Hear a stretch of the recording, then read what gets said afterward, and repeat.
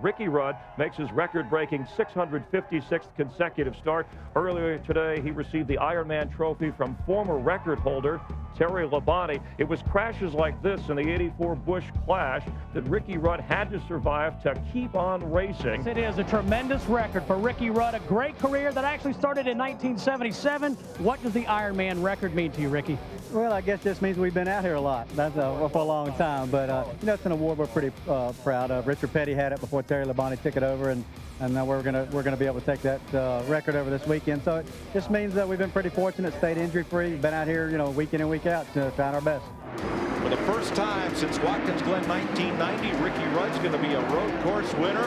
Ricky Rudd and the Haviland Taurus win the Dodge Save Mart 350. Well, Mike, for the 6th time in his career, Ricky Rudd wins a road course race, and you had to fresh your tires, but it looked like you weren't going to have enough time. What were you thinking when you heard him brake? Well, I tell you, what's neat about this deal is right here, Chevron Texaco, Haviland's back door. They're right down here in San Francisco. Quickly, you going to retire?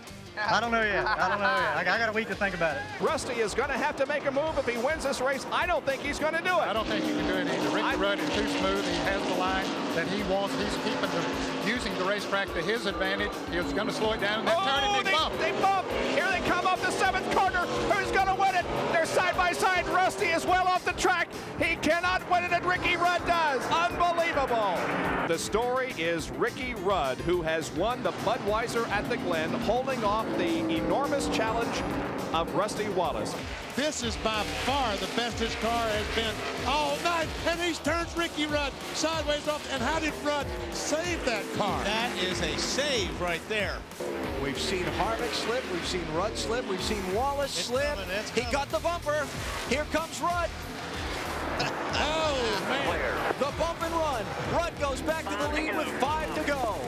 Checkered flag is up. Rudd wins the Chevy Monte Carlo 400 at Richmond. Rusty was real bad on that restart. I'm not really sure he was holding the pack up. And, I mean, we were running inches off each other, but honestly can say, and I think Rusty will tell you, I didn't touch him. He was just trying to put the hammer down really hard. He knew he couldn't lift.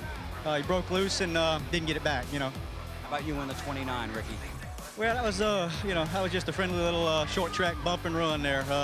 He sort of gave me a cheap shot, I thought, early on. He kept jacking me up in the straightaway, and I don't like that a whole lot. If you're gonna hit somebody, move on, go on, but don't just sit there and ride their bumper. But it all worked out. He wasn't. I was a little mad at the time, but we came back and won, so I kind of cooled off a little bit, and I didn't know what to expect on the cool down lap, and actually he come up and congratulated me, so it's pretty neat. Ricky Rudd wins the Napa Auto Care 500 at Martinsville. Congratulations, man. What an effort. Well, I'll tell you, these guys had a heck of a race car underneath of me, and I was in trouble from about lap 5. My helmet wasn't working, really hot in the car, and got blisters on my back, on my butt, everywhere you can think of, but like Bill Engel kept me going. You almost got out of the car a couple of times. They had Hut Strickland standing by. What kept you in the race car?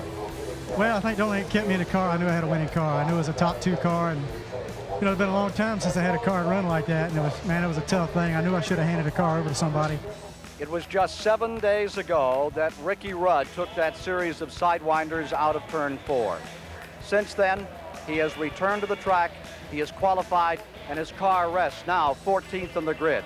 You look like you've been in a gang fight and your gang didn't show. How do you feel today? Well, Mike, I feel like I've been worked over pretty good. Each day I get a little bit stronger, and today I feel pretty good. I'm just a little bit lightheaded. Besides that, a few aches and pains, and that's about the limit of it. He's clearing away for the final time around. The checkers are about to fall, and it is an upset. Ricky Rudd has won the Richmond 400. How'd you feel all the race? Well, I tell you what, I owe it more to my sports medicine fella that came down. David Wheeler came down and patched me up, taped my ribs up, put a lot of cream on my ribs so it wouldn't hurt so bad. And I felt good all day. I'm surprised that I was able to go the distance. He has his hand out of the window for Ricky Rudd. It's his first victory ever, coming here at Riverside, California. We had the car that was the one to beat out there today, but we were just worried about finishing. We broke down the last 3 or 4 races. Labonte makes a final run at him. He closes in. Will he make a move? He cannot do it. Ricky Rudd wins the 4th Brickyard 400 in Indianapolis. And guess what, guys? He ran out of gas trying to get to victory lane. I'd like to present this with you on the 1997 winning of the Brickyard 400. Thanks very much, Tony. It's just it's a boyhood dream to be able to race here at Indianapolis, and let alone race, but come here and win this thing in the stock cars is unbelievable. I took a tour around here when I was 12 years old. We were racing go-karts down the street. Never thought we'd be racing here. It's unbelievable.